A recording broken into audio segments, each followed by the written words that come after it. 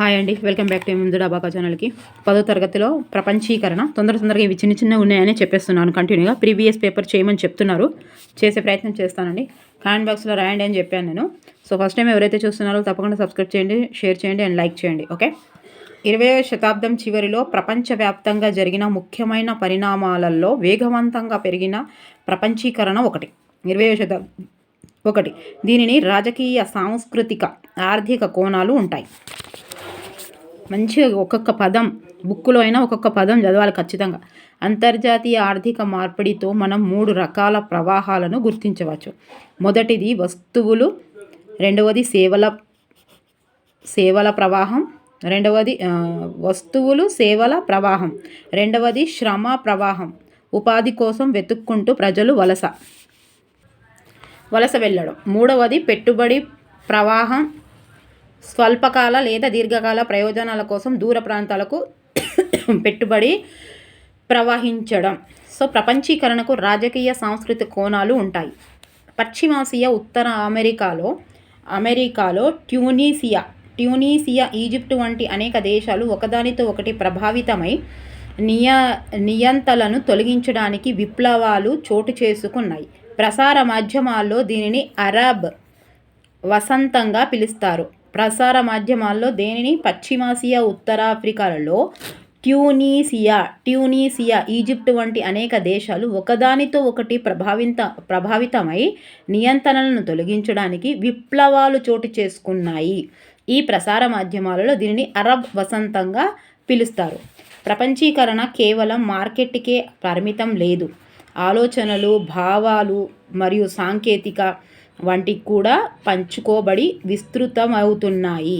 20వ శతాబ్దం మధ్యభాగం వరకు ఉత్పత్తి ప్రధానంగా దేశం లోపల నిర్వహించేవాళ్ళు. ముడి సరుకులు, ఆహార ధాన్యాలు, తయారైన వస్తువులు మాత్రమే దేశ సరిహద్దులు దాటి వెళ్ళేవి. భారతదేశం వంటి వలస దేశాలు ముడి సరుకులు, ఆహార ధాన్యాలు ఎగుమతి చేసి తయారైన వస్తువులను దిగుమతి చేసుకునేవి. బహుళ జాతి సంస్థలు రంగప్రవేశం చేయటానికి ముందు దూరదేశాలను కలపటానికి వాణిజ్యం ప్రధాన మార్గంగా ఉండేది. ఒక దేశం కంటే ఎక్కువ దేశాలలో ఉత్పత్తిని చేపట్టే లేదా ఉత్పత్తులను నియంత్రించే సంస్థలను బహుళ జాతి సంస్థలు అంటారు. కార్మికులు, ఇతర వనరులు చౌకగా లభించే ప్రాంతాలలో బహుళ జాతి సంస్థలు తమ కార్యాలయాలను, కర్మాగారాలను నెలకొల్పుతాయి. ఉత్పత్తి ఖర్చులను తగ్గించి లాభాలను పెంచుకుంటాయి. భారతదేశంలో కాల్ సెంటర్లు వినియోగదారుల సేవల ద్వారా సేవలు అందిస్తారు. భూమి, భవనాల, యంత్రాలు, ఇతర పరికరాలు వంటి వాటి కోసం బహుళజాతి సంస్థలు ఖర్చు పెట్టే మొత్తాన్ని విదేశీ పెట్టుబడులు అంటారు. బహుళజాతి కంపెనీలు ఆయా దేశాల స్థానిక కంపెనీలతో కలిసి ఉత్పత్తిని చేపట్టడాన్ని జాయింట్ వెంచర్లు అంటారు. బహుళజాతి సంస్థలు తెచ్చే ఆధునిక సాంకేతిక పరిజ్ఞానం వలన, అదనపు పెట్టుబడుల వలన స్థానిక కంపెనీలు ప్రయోజనం పొందుతాయి. అమెరికాకు చెందిన కార్గిల్ ఫుడ్స్ బహుళజాతి సంస్థ ఫారూక్ ఫుడ్స్ అనే చిన్న భారతీయ కంపెనీ కొనేసింది. ఫారూక్ ఫుడ్స్కు 4 వంట నూనె శుద్ధి కర్మాగారాలు, భారతదేశం అంతటా పెద్ద మార్కెటింగ్ నెట్వర్క్, తమ బ్రాండ్కు మంచి పేరు ఉంది.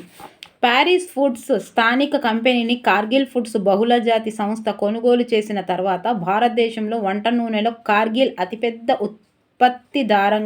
ఉత్పత్తిదారుగా పరిణమించింది. వాణిజ్య ప్రయోజనాల కోసం ఈస్ట్ ఇండియా కంపెనీ వంటి వాణిజ్య సంస్థలు భారతదేశానికి వచ్చాయి. ఉత్పత్తిదారులకు దేశీయ మార్కెట్లకు మించిన అవకాశాలను విదేశీ వాణిజ్యం అందిస్తోంది. అదేవిధంగా కొనుగోలుదారులకు స్థానికంగా ఉత్పత్తి అయిన వస్తువులే కాకుండా మరిన్ని వస్తువులు అందుబాటులోకి వస్తాయి. ఫోర్డ్ మోటార్స్ అనే అమెరికా కార్ల కంపెనీ ప్రపంచవ్యాప్తంగా 26 దేశాలలో ఉత్పత్తి సౌకర్యాలు కలిగి ఉంది. ఏంటిది? ఫోర్డ్ మోటార్స్ 1995లో భారతదేశానికి వచ్చి 1700 కోట్ల రూపాయలతో చెన్నై దగ్గర కర్మాగారాన్ని నెలకొల్పింది. బుక్ చదివినప్పుడు మీకు ఎక్కడైనా అర్థం కాకపోతే తడబడిన ఇక్కడ పాయింట్లలో అర్థమవుతుంది. పాయింట్లలో అర్థం కాకపోతే బిట్స్లలో అర్థమవుతుంది. తప్పకుండా బిట్స్ చేసే ప్రయత్నం చేయండి. సాధన చేయడం వల్ల సాధన చేస్తే తప్పకుండా వస్తుంది. భారతదేశంలో జీవులు, లారీలు అతిపెద్ద కంపెనీ అయిన మహీంద్రా అండ్ మహీంద్రాతో కలిసి ఫోర్డ్ మోటార్స్ కర్మాగారాన్ని నెలకొల్పింది. 2004 నాటికి ఫోర్డ్ మోటార్స్ భారతదేశంలో 27,000 కార్లు అమ్మింది. భారతదేశం నుంచి దక్షిణాఫ్రికా, మెక్సికో, బ్రెజిల్ దేశాలకు మరో 24 కార్లు ఎగుమతి చేసింది. Nike, Coca-Cola, Pepsi, Honda, Nokia వంటి బహుళ జాతి కంపెనీలు దాదాపుగా అమెరికా, జపాను లేదా ఐరోపా దేశాలకు చెందినవి. విదేశీ వాణిజ్యంలో కూడా అధిక భాగాన్ని బహుళజాతి సంస్థలు నియంత్రిస్తున్నాయి. అనేక బహుళజాతి కంపెనీల కార్యకలాపాలు వస్తువులు, సేవల వాణిజ్యంలో కూడా ప్రధాన పాత్ర వహిస్తున్నాయి. అధిక విదేశీ పెట్టుబడులు, విదేశీ వాణిజ్యం వలన వివిధ దేశాల ఉత్పత్తి మార్కెట్ల మధ్య అనుసంధానం పెరిగింది. వేగంగా పెరుగుతున్న దేశాల అనుసంధానం అంతా సంబంధాలే ప్రపంచీకరణ. ఇటీవలి కాలంలో భారతదేశం నుంచి చైనా ఉక్కును దిగుమతి చేసుకుంటోంది. చైనా ఉత్పత్తిదారులు భారతదేశానికి ప్లాస్టిక్ బొమ్మలు ఎగుమతి చేయసాగారు. ప్రపంచీకరణ ప్రక్రియలో బహుళ జాతి కంపెనీలు ప్రధాన పాత్రను పోషిస్తున్నాయి. పెట్టుబడి ప్రజలు సాంకేతిక పరిజ్ఞానాల ప్రవాహం వలస సరిహద్దులు లేని ప్రపంచం ఏర్పాటు చేసింది. ప్రపంచీకరణ ప్రక్రియకు ముఖ్య కారణం సాంకేతిక పరిజ్ఞానం వేగంగా అభివృద్ధి చెందడం. గత 50 సంవత్సరాలలో రవాణా సాంకేతిక పరిజ్ఞానంతో ఎంతో అభివృద్ధి చెందాయి. ఇంటర్నెట్ ద్వారా ప్రపంచంలో ఎక్కడైనా నామమాత్రపు ఖర్చుతో తక్షణం ఎలక్ట్రానిక్ మెయిల్ను పంపించవచ్చు. ఎవరితోనైనా మాట్లాడవచ్చు. ప్రపంచీకరణ దేశాలను అనుసంధానం చేయడం వలన ఉత్పత్తిదారుల మధ్య పోటీని పెంచుతుంది. వాణిజ్య అవరోధాలకు పన్ను ఒక ఉదాహరణ. కొన్ని పరిమితులను విధించటం వలన దీనిని అవరోధం అంటారు. విదేశీ వాణిజ్యాన్ని పెంచటానికి లేదా తగ్గించటానికి లేదా నియంత్రించడానికి ప్రభుత్వం వాణిజ్య అవరోధాలను ఉపయోగించవచ్చు. స్వాతంత్రం పొందిన తర్వాత భారత్ ప్రభుత్వం విదేశీ వాణిజ్యం, విదేశీ పెట్టుబడులకు అవరోధాలు విధించి దేశంలోని ఉత్పత్తిదారులకు విదేశీ పోటీ నుంచి రక్షణ కల్పించాల్సిన అవసరం ఉందని భావించింది. భారత ప్రభుత్వం 1950, 1960లతో పరిశ్రమలను నెలకొల్పింది. తప్పకుండా 5 గంటలకు లేవాలండి. లేచి ఏం చేయొద్దు, అక్కడ కూర్చోవాలంతే. ఫోన్ మాత్రం ముట్టొద్దు 5 గంటల నుంచి 7 గంటల వరకు. ఇప్పుడు 5 గంటలకు లేచినా పనే అవుతుంది. ఇంకా ఏం చదవడం చేయడం కాదు. ఎందుకంటే జాబర్స్ ఉంటే, ఒకవేళ గృహిణీలు ఉంటేనేమో ఇంట్లో ఏమన్నా చేసుకోవచ్చు. వాళ్ళకు కూడా స్కూల్ పిల్లలు పంపించాలి కాబట్టి టిఫిన్లు, స్నాక్స్లు అవన్నీ కావాల్సిందే. మధ్యాహ్నం ఎప్పుడు టైం దొరికితే అప్పుడు చదువుకోవాల్సిందే. ఎప్పుడు టైం దొరికితే కాదు, దొరికినట్టు చేసుకోవాలి. అంటే చాలామందికి వేరే వేరే టైం ఉంటుంది. ఒకరికి మధ్యాహ్నం దొరుకుతుంది, ఒకరికి సాయంత్రం దొరుకుతుంది, ఒకరికి ఈవినింగ్ దొరుకుతుంది. వాళ్ళ జాబ్ పర్పస్ కానీ, ఇంట్లో పిల్లల పరిస్థితి కానీ, కంబైన్డ్ ఫ్యామిలీయా, సింగిల్ ఫ్యామిలీయా, ఇవన్నీ దృష్టిలో పెట్టుకొని ఎట్లయినా తీసేది మనమే. సో ఇది మనకు సంబంధించిందే కాబట్టి అంతే. ఏదైనా ఒక సంస్థ నిలవాలి అని అంటే దానికి నాయకుడు అండి కారణం. సంస్థ ఏమంటారు దాన్ని, సంస్థ అభివృద్ధి చెందింది, సంస్థకు లాభాలు వస్తున్నాయి అంటే అది సమిష్టి కృషి. లేదా సంస్థ ఫెయిల్ అయిపోయింది, పతనంకి పోయింది అంటే ఓన్లీ నాయకుడు దానికి. అదంతే. సేమ్ ఇండియాకు అమెరికా ఎంత దూరమో, అమెరికాకు ఇండియా అంత దూరం అనేది ఆ శాస్త్రానికి ఈ శాస్త్రం నచ్చదు. అంతే. ఏదైనా సరే కుటుంబం కూడా అంతే. కుటుంబంలో ఒక పెద్ద లేకపోతే కుటుంబం చిన్న భిన్నం అవుతుంది. అదే కుటుంబం ఒక మంచి పొజిషన్లో ఉందంటే అది సమిష్టి కృషి. అర్థమైందా నేను చెప్పేది? సమిష్టి కృషి. మీరు కూడా చెయ్యాలంటే ఖచ్చితంగా మీకు కూడా కృషి ప్రతి ఒక్కరికి ఎవరికో ఖచ్చితంగా అవసరమే ఉంటుంది, కుటుంబ సభ్యులు. సో అందరితో మంచిగా మాట్లాడి అందరితోటి బాగుండాలి. అంటే మీరేం చెప్పాల్సిన అవసరం లేదు అని అనుకోవద్దు. నాకు జాబు వస్తుంది అని అంటే జాబు మనం ఒక్కరి వల్ల రాదండి. మన పిల్లల్ని అమ్మమ్మన చూస్తుంది, నానమ్మన చూస్తుందో, అత్తమ్మన చూస్తుందో, మావయ్యన చూస్తారో, ఎవరో ఒకరు చూస్తారు. చూస్తేనే మనము కోచింగ్లకు పోతాము, మనం అక్కడ కోచింగ్లు చదువుతాం, మన బుక్కులు చదువుతాం. లేదు ఏం చదవలేదు, ఇవ్వలేదంటే కనీసం పెళ్ళిళ్ళు అయితే వాళ్ళ భర్తనన్నా చూడాలి. లేదు అంటే ఏదో ఒకటి సాక్రిఫైస్ చేస్తేనే చదవగలుగుతాం. అందుకే అందరి సపోర్ట్ ఉండాలి ఖచ్చితంగా. సపోర్ట్ లేకున్నా కూడా రాదా అంటే, ఒక్క సపోర్ట్ కూడా లేకుంటే పిల్లలు వాష్రూమ్ కూడా వెళ్ళనివ్వరు. చిన్న పిల్లలు ఉంటే ఎవ్వరు పట్టుకొని వాళ్ళు ఉంటే వాష్రూమ్ కూడా వెళ్ళనివ్వరు.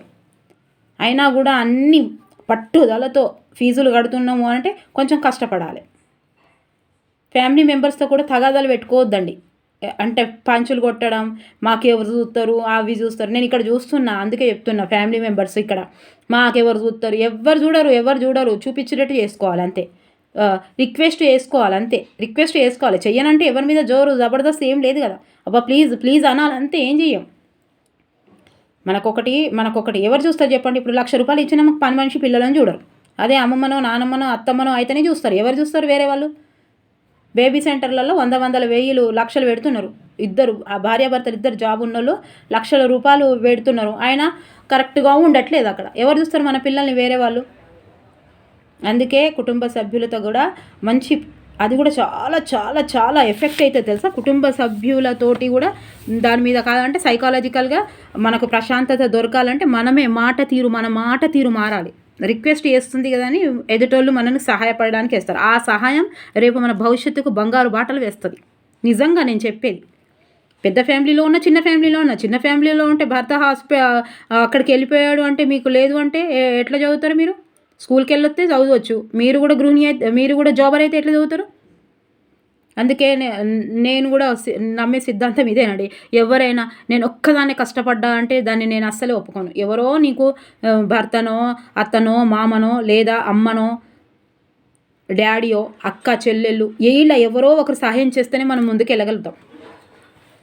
అలా సహాయం చేయాలంటే మన నోరు మంచిగా చక్కెర వేసుకున్నట్టు ఉండాలి. బెల్లం చక్కెరతోటి ఉండాలి. పంచులు కొట్టొద్దు, ఎక్స్ట్రా మాట్లాడొద్దు. నేను మీకు చెప్పేంత పెద్దదాన్ని ఏం కాదు, కానీ ఇక్కడ చూస్తున్నా అంటే అనవసరంగా గొడవలు చేస్తే ఏమవుతుందంటే ఆ సబ్జెక్టు మీద మనకు రావాల్సిన టైంలో అనవసరంగా ఎవరైనా ఏమన్నా అంటే ఇక అదే ఉంటుంది 15 రోజుల వరకు. సబ్జెక్టు మీద పెట్టుకోం. ఒకటి అంటే కూడా వాడొచ్చు, ఏముంది, మనోళ్ళే కదా, మందేం కాదు కదా, మందితోటి ఏం పడం కదా. సో ఇదంతా చెప్పదలుచుకుంది ఏంటంటే మీరు బుక్కుల మీద కాన్సన్ట్రేషన్ రావడానికి, బుక్కుల మీద ఇంట్రెస్ట్ రావడానికి మీ కుటుంబ సభ్యుల ఏమంటారు దాన్ని సహాయం తీసుకోండి. ఎలా తీసుకోవాలి అంటే ఎవ్వరు చేయరు, బద్మాషులు ఉన్నారు అంటారు కదా, అన్నా కూడా రిక్వెస్ట్ చేయాలి. మనకు సహాయం చేయకున్నా కూడా మన నోరు చక్కెర వేసుకున్నట్టే ఉండాలి. మనకు సహాయం చేసినా సహాయం చేయకున్నా కుటుంబ సభ్యులు అంటే మన నోట్ల బెల్లము చక్కెర ఉండాలి ఎప్పటికీ. ఉంటేనే ఈ ఇల్లు పీస్ఫుల్గా ఉంటుంది. మన పిల్లల భవిష్యత్తు, మన ఇంటి గుట్టు, మన ఇంటి పొజిషన్, అవన్నీ కుటుంబ గౌరవం అవన్నీ బయట ఉంటాయి. లోపల జరిగేటి ఎవరికి తెలియదు, చెప్పొద్దు కూడా బయట. ఓకేనా? ఇక అన్ని ముసలి ముచ్చట్లు ఏంది మేడం సోది అంటారా? అయినా నో ప్రాబ్లం అండి, నాకు చెప్పాలనిపిస్తుంది చెప్పిన అంతే. ఇక్కడ చూస్తున్నా అండి, ఇక్కడ పాపం టెట్టు ఒకటే వరుడు, ఈ టెట్టు రాష్ట్రమే. నాకు పొద్దుగాలేమో ఎవరు చూస్తారు వాడికెళ్ళి. ఇక నేను ఎప్పుడుసార్లు ఫోన్ చేసిన, మేడం మీరు అట్లా అరవకండి ఊకే, నేను రాత్తా ఎవరు చూస్తారు, రేపు ఉద్యోగం వస్తే ఎవరికి వస్తుంది ఉద్యోగం వస్తే మీకు వస్తుంది ఉద్యోగం. ఇస్తారా 1 రూపాయి? ఇవ్వరు. అయినా కుటుంబ సభ్యులంతా చేస్తున్నారు. అయినా మీరు చేసినా చెయ్యకున్నా సహాయం చేయాలనే దురుద్దేశంతో మీరు చేస్తారా? కుటుంబం అన్నాక మంచి చెడులు అన్నీ ఉంటాయి. ఒకటే వాడుతుంది వీడికి వినిపిస్తుంది మా ఇంటి వరకు, టెట్టు రాత్తన్న నేను ఎవరైనా పట్టుకోనరి అట్లా వేస్తే పట్టుకుంటారా? ఎవరికి ఇష్టం అండి, ఎవరు పట్టుకుంటారు? అమ్మ నాన్నల దగ్గర అయిపోయింది అని అంటే ఇంకెవ్వరు సహాయం చేయడానికి రారు. అది రిక్వెస్ట్ చేసుకోవాలి. నువ్వు రిక్వెస్ట్ చేసుకొని మీ యారాలో ఉంటుంది, మీ యారాలో పెళ్ళి అయితే యారాలు వాళ్ళు ఉంటారు, పెళ్ళి కాకపోతే వదినలు ఉంటారు, వాళ్ళందరినీ రిక్వెస్ట్ చేసుకోవాలి ఇంట్లో. అంతే. బోర్ వచ్చిందా? No problem. ఏమైనా నిజం అనిపిస్తే కామెంట్స్ రాయండి. ఇక ఏడుకొచ్చిన నేను ఇక్కడికి వచ్చిన. 1951 నుంచి దీర్ఘకాల ప్రభావం ఎప్పుడు నోట్లో అదే ఉండాలి, చక్కెర ఉండాలి, బెల్లం అన్న ఉండాలి, అంత తీయ ఉండాలి. ఇల్లు మంచి ఇంట్లో మంచి వాతావరణం ఉండాలంటే మన నోట్లో బెల్లం ఉండాలి. 1900 మాట తీరు అట్లా రావాలి, చక్కెర వేసినట్టు రావాలి మాటలు. ఎవడన్నా ఎదుటోళ్ళు కూడా హై పిచ్లో మాట్లాడితే కూడా సిగ్గుతో తల వంచుకోవాలి, అబ్బా ఆమె అసలు మాట్లాడదు అట్లా అని. ఏమొచ్చింది మనకు? అదో ట్రిక్కు, నవ్వాలి, చిన్నగా నవ్వాలి అని అరుస్తాం. ఇగో ఎదుటోళ్ళని గాలబెట్టాలి అంటే అరవడం అవసరం లేదు. వాడు అరుస్తున్నారు అనుకోండి, ఒక చిన్న అరనవ్వు, అదే పవన్ కళ్యాణ్ ఉంటుంది కదా, అరనవ్వే నవ్వగా అని, నవ్వుతే చచ్చిపోతారు. ఇట్లా అరనవ్వు నవ్వుతే కింద పడి ఇట్లా కొట్టుకుంటారు. నేను ఇంత అరిచినా వీనికి అది ఎంత పెద్ద టెక్నిక్ అనుకోండి. ఎంత అరిచినా ఎదుటోళ్ళు ఎంత అరిచినా ఏం చేయాలి? చిన్నగా ఏం చేయాలి? చిరునవ్వు నవ్వాలి ఇట్లా. అంతేనా? ప్రభుత్వం విధించిన ఇప్పటి నుంచి నవ్వుర్రి. ఎక్కడ నవ్వితే నేను అక్కడ గుర్తుకు రావాలి. అయ్యో మేడం నవ్వమన్నది కదా. ఎత్తుటోళ్ళు ఆడుస్తారు, ఏం చేస్తారు? మనమేనా వీఐపీలమా? ఏ ముద్ర విధించే లేనే లేదు ఇక్కడ. కోట్లు ఓ ప్రాపర్టీసు అవేం లేవు, ఉట్టిగా గివే పొయ్యిల దగ్గర వరుడు, ఆ కింద ఫీజులు అవి ఇవి ఏం లేవు. మనం ఎదగాలంటే వరుడు బంద్ చేయాలి. ప్రభుత్వం ఇగో 1951 నుంచి దీర్ఘకాల ప్రభావము చూపించేలా భారతదేశ విధానాల్లో మార్పులు చేశారు. 51 ప్రభుత్వం విధించిన అవరోధాలను పరిమితులను తొలగించడానికి ఆర్థిక సరళీకరణ అంటారు. దేన్ని? ప్రభుత్వం విధించిన అవరోధాలను పరిమితులను తొలగించడానికి ఆర్థిక సరళీకరణ ఇవి వచ్చే అవకాశం ఉంది. సరళీకృత విధానాల ఫలితంగా తాము ఏమి ఎగుమతి దిగుమతి చేయదలుచుకున్నారో ఆ వ్యాపారాలు వాణిజ్యం చేసేవారు స్వేచ్ఛగా నిర్ణయించుకోవచ్చు.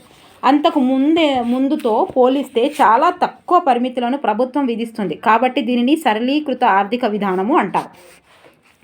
ప్రపంచీకరణకు ఒక ప్రదేశము అనువుగా ఉందో లేదో అంచనా వేసుకోవడానికి మార్కెట్ పరిస్థితులే కాకుండా రాజకీయ వాతావరణం కూడా ముఖ్యమైన అంశం అవుతుంది. ప్రపంచంలోని అధిక శాతము జనాభాను ప్రభావితం చేసే కీలక అంశాలపై నిర్ణయాలను ప్రపంచ పరిపాలన సంస్థలు తీసుకుంటాయి. WTO ప్రపంచ వాణిజ్య సంస్థ, వరల్డ్ ట్రేడ్ ఆర్గనైజేషన్, ఇది కూడా వస్తుంది. ఓకే, ఇది ఇంగ్లీష్లో ఇవ్వచ్చు, తెలుగులో ఇవ్వచ్చు. ప్రపంచ వాణిజ్య సంస్థ. దిగుమతులపై పన్ను వాణిజ్య అవరోధానికి ఒక ఉదాహరణ. దిగుమతి చేసుకునే సరుకుల సంఖ్య లేదా మోతాదుపై కూడా ప్రభుత్వము పరిమితి విధించవచ్చు. దీనిని కోటలు అంటారు. ఇక చూసిరా, అంతర్జాతీయ వాణిజ్యంలో సరళీకృత విధానాలు ఏర్పడేలా చూసే ఉద్దేశంతో పనిచేస్తున్న సంస్థలలో ప్రపంచ వాణిజ్య సంస్థ ఒకటి. WTO అంతర్జాతీయ వాణిజ్యానికి సంబంధించి నియమాలను రూపొందించి అవి పాటించబడేలా చూస్తుంది. ప్రస్తుతం ప్రపంచంలోని దాదాపు 150 దేశాలు ప్రపంచ వాణిజ్య సంస్థలో సభ్యులుగా ఉన్నారు. ప్రపంచీకరణ వలన ఉపయోగదారులు, ప్రత్యేకించి పట్టణాల్లోని సంపన్నులను మేలు జరుగుతుంది. ఉత్పత్తిదారులు, కార్మికులపై ప్రపంచీకరణ ప్రభావం ఒక రకంగా ఉండదు. భారతదేశంలో వ్యవసాయ రంగమే అత్యధిక ఉపాధిని కల్పిస్తుంది. వ్యవసాయ రంగం. అమెరికాలో GDP వ్యవసాయం వాటా 1% కాగా మొత్తం ఉపాధిలో 0.5% మాత్రమే వ్యవసాయంలో ఉన్నారు. అభివృద్ధి చెందిన దేశాల చొరవతో ప్రపంచ వాణిజ్య సంస్థ మొదలైంది. ప్రపంచీకరణ వలస కొన్ని భారతీయ కంపెనీలు స్వయంగా బహుళ జాతి సంస్థలుగా ఎదిగాయి. టాటా మోటార్స్ వాహనాలు, ఇన్ఫోసిస్ IT, రాన్బాక్సీ మందులు, ఏషియన్ పెయింట్స్ రంగులు, సుందర్ పట్వార్స్ నట్టులు బోల్టులు వంటి భారతీయ కంపెనీలు ఇప్పుడు ప్రపంచవ్యాప్తంగా లావాదేవీలు కలిగి ఉన్నాయి. ప్రపంచీకరణ వలన సేవలు, ప్రత్యేకించి ITతో కూడిన సేవలు అందించే కంపెనీలకు కొత్త అవకాశాలు లభించాయి. ప్రస్తుత కాలంలో భారతదేశంలో పెట్టుబడులు పెట్టరా విదేశీ కంపెనీలు ఆకర్షించడానికి కేంద్ర రాష్ట్ర ప్రభుత్వాలు ప్రత్యేక ఆర్థిక మండలి అనే పారిశ్రామిక ప్రాంతాలను నెలకొల్పుతున్నాయి. ఈ సెజ్లలో ప్రపంచ స్థాయి సౌకర్యాలు ఉంటాయి. ప్రత్యేక ఆర్థిక మండలాలలో కర్మాగారాలను చూపించే కంపెనీలు మొదటి 5 సంవత్సరాల పాటు ఎటువంటి పన్నులు చెల్లించాల్సిన పని లేదు. విదేశీ పెట్టుబడులను ఆకర్షించడానికి ప్రభుత్వం కార్మిక చట్టాలను సడలించింది. భారతదేశ చిన్న ఉత్పత్తిదారులు మార్కెట్లో పోటీకి తట్టుకోవాలంటే 3 అవసరాలు ఉన్నాయి. అవి మెరుగైన రోడ్లు. 1వది మెరుగైన రోడ్లు, విద్యుత్, నీళ్లు, ముడి సరుకులు, మార్కెటు, ఇన్ఫర్మేషన్ నెట్వర్క్. 2వది సాంకేతిక పరిజ్ఞానంలో అభివృద్ధి, ఆధునీకరణ. 3వది తక్కువ వడ్డీకి సకాలంలో రుణాలు అందుబాటు. పునర్నిర్మాణం అభివృద్ధికి అంతర్జాతీయ బ్యాంకును, అంతర్జాతీయ అభివృద్ధి సంఘాలను కలిపి ప్రపంచ బ్యాంకుగా వ్యవహరిస్తారు. ఈ 2 సంస్థలను 170కి పైగా సభ్య దేశాలు ఉన్నాయి. అమెరికా వంటి దేశాలు ఈ సంస్థల పనిని నిర్దేశిస్తాయి. అమెరికా ఓటుకు 16% విలువ ఉంది. జపాన్, జర్మనీ, UK, ఫ్రాన్స్ వంటి దేశాలు ఒక్కొక్కదానికి 3-6% ఓటు అధికారం ఉంది. పేదల దేశాల ఓటుకు తక్కువ విలువ ఉంది. ప్రస్తుతం ఇతర పేద దేశాలతో పోలిస్తే ఇండియా, చైనాలకు ఎక్కువ ఓటింగ్ అధికారం ఉంది. ప్రభుత్వం తమ విధానాలను రూపొందించడంలో ప్రపంచ బ్యాంకు సలహా ఇచ్చి మార్గదర్శనం చేస్తూ వాటిని ప్రభావితం చేయగలుగుతుంది. దేశాలు వేగంగా అనుసంధానమయ్యే ప్రక్రియను ప్రపంచీకరణ అంటారు. IMF అంతర్జాతీయ ద్రవ్యనిధి, ఇంటర్నేషనల్ మ్యూచువల్ ఫండ్, WB ప్రపంచ bank, world bank, WA. Okay, వీడికి అయిపోయింది. ఇప్పుడు బిట్స్ చూద్దాము. ప్లీజ్ ఎవరిని హర్ట్ చేయాలని చెప్పలేదు నేను. దయచేసి ఎవరు హర్ట్ కావద్దు. నిజంగానే చెప్తున్నాను నేను. ఫ్యామిలీలో గొడవలు పడితే సబ్జెక్టు పైన బ్రెయిన్ ఉండదండి. అన్ని వాళ్ళు చెప్పినాయి వీళ్ళు చెప్పినాయి గుర్తుకొస్తుంది. అంటే మనమే నోరు మూసుకుంటే అయిపోతుంది కదా. ఇప్పుడు కాదు, ఎగ్జామ్స్ అని కాదు, ఎప్పుడైనా సరే. దానివల్ల ఒక వాల్యుబుల్ టైము మొత్తం పోతుంది. ప్రపంచ బ్యాంకులో అమెరికా ఓటుకు డ్యాష్ విలువ ఉంది 16%. ఎక్కువ దేశాలతో ఉత్పత్తులను నియంత్రించే సంస్థలను డ్యాష్ అంటారు. ఏమంటారు? బహుళజాతి సంస్థ అంటారు. అక్కడెక్కడైనా తడబడినా, అక్కడెక్కడైనా మీకు ఇక్కడ అంటే కరెక్ట్గా అర్థం కాకపోయినా, బుక్కోలో అర్థం కాకపోయినా ఇక్కడ అర్థమైపోతుంది చూడండి. అంతర్జాతీయ ఆర్థిక మార్పిడిలో మనము డ్యాష్ రకాల ప్రవాహాలను గుర్తించవచ్చు. 4 WTO అనగా World Trade Organization. Cargill Foods బహుళజాతి సంస్థ ఏ దేశానికి చెందింది? ఏ దేశానికి? అమెరికాకి. ప్రస్తుత ప్రపంచంలోని దాదాపు ఎన్ని దేశాలు ప్రపంచ వాణిజ్య సంస్థలో సభ్యులుగా ఉన్నాయి? ఎన్ని ఉన్నాయి? 150 దేశాలు.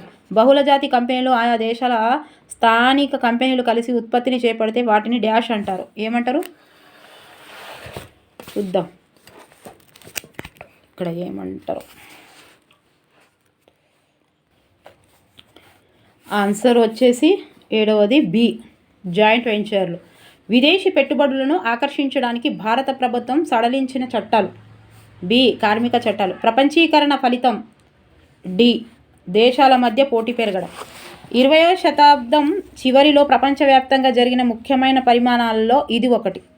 బి, ప్రపంచీకరణ. అమెరికా జీడిపిలో వ్యవసాయం వాటా 1 కాగా మొత్తం ఉపాధిలో ఎంత శాతం మాత్రమే వ్యవసాయంలో ఉన్నారు? ఎంతమంది ఉన్నారు? ఏ 0.5%. భారతీయ బహుళ జాతి కంపెనీ ఏది? రాన్బాక్సీ. ఫోర్డ్ మోటార్స్ అనే అమెరికా కార్ల కంపెనీ ప్రపంచవ్యాప్తంగా ఎన్ని దేశాలలో ఉత్పత్తి సౌకర్యాలు కలిగి ఉంది? బి, 26. ఫోర్డ్ మోటార్స్ అనే అమెరికా కంపెనీ భారతదేశానికి చెందిన ఈ కంపెనీతో కలిసి చెన్నై దగ్గర కర్మాగారాన్ని నెలకొల్పింది. బి, మహీంద్రా. ఫోర్డ్ మోటార్స్ భారతదేశంలో నుంచి కార్లను ఈ దేశాలకు ఎగుమతి చేస్తుంది. 5వది డి, పైవన్నీ. దక్షిణాఫ్రికా, మెక్సికో, బ్రెజిల్. ఆన్సర్ ఈస్ పైవన్నీ. కార్గిల్ ఫుడ్స్ అనే అమెరికాకు చెందిన పెద్ద బహుళజాతి సంస్థ ఈ చిన్న భారతీయ కంపెనీలో కొనేసింది.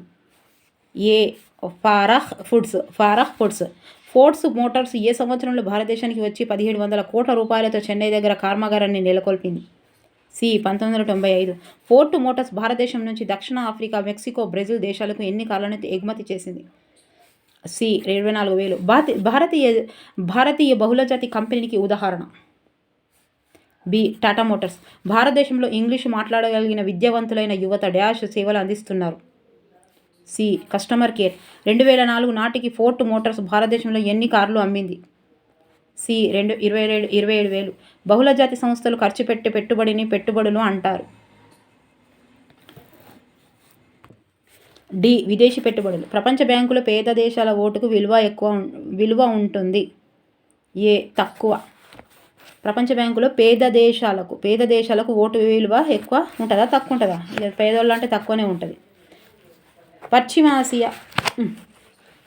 ఆసియా, ఉత్తర ఆఫ్రికా దేశాలు ప్రభావితమై నియంతలకు తొలగించడానికి చేసిన విప్లవాలను ప్రసార మాధ్యమాలు డ్యాష్గా పేర్కొన్నాయి.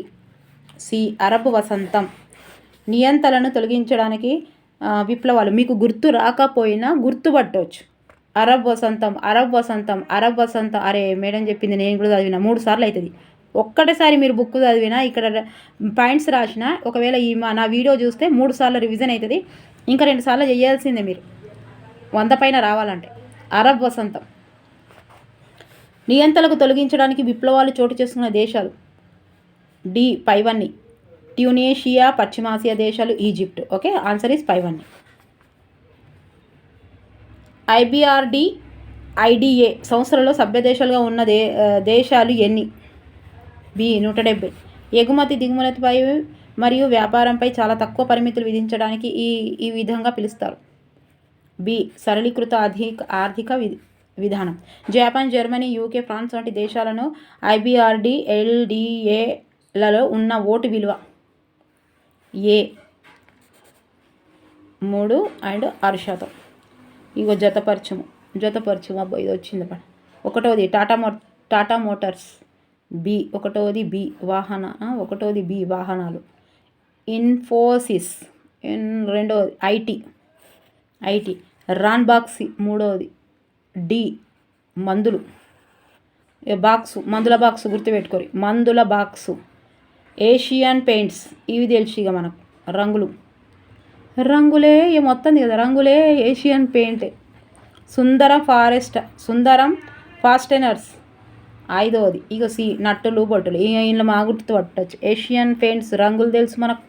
ఇగో ఇది కూడా తెలుసు. ఇన్ఫోసిస్ ఐటీ తెలుసు. మోటార్స్ అంటే వాహనాలు తెలుసు. ఇక మా ఏమో ఇక తెలిసినాయి 2-3 తెలిసిన మా పెట్టవచ్చు. జతపరచము మొదటిది ఏంటిది? జతపరచము ఆర్థిక మార్పిడిలో ప్రవాహాలు. మొదటిది ఏంటిది? 1వది సి వస్తువుల సేవల. 2వది ఏంటిది? ఏ శ్రమ. ఇక 3వది ఏంటిది? పెట్టుబడి. ఓకేనా? ఇక నా అయిపోయినాయి ఇంతే. తర్వాత ఆహార భద్రత 10వ పాఠం ఆహార భద్రత చెప్తా. చిన్నగానే ఉంది నాదే సోది, కొంచెం 2 నిమిషాలు అయింది, 3 నిమిషాలు అయింది.